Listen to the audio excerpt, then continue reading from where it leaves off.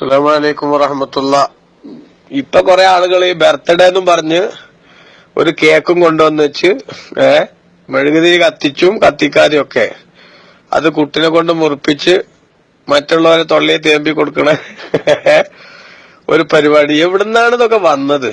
എന്തിനാണത്? നമുക്ക് അല്ലാഹു സുബ്ഹാനഹു വ തആല ഒരു കുഞ്ഞിനെ നൽകിയതിന് സന്തോഷം രേഖപ്പെടുത്തുക എന്നതാണെങ്കിൽ അത് അടിസ്ഥാനപരമായി തെറ്റല്ല. അതേസമയത്ത് മറ്റു പലരും അവരുടെ ഒരു മതപരമായ ആചാരം എന്ന നിലക്ക് നടപ്പാക്കുന്ന ഒരു സംഗതിയെ നമ്മൾ അങ്ങനെ തന്നെ അണ്ണാക്ക് തൊടാതെ വിഴുങ്ങാൻ ശ്രമിക്കുന്നത് എന്തായാലും ഒരു സുഖകരമായ പരിപാടിയല്ല. ഇത് കേക്കും ഇതുവരെ എന്താ ബന്ധം? ഒരു ബന്ധമല്ല. അതുകൊണ്ട് തന്നെ അത്തരം ഒരു ചടങ്ങ് എന്ന് പറയുന്നത് ഒരു സുഖകരമല്ല എന്നാണ്.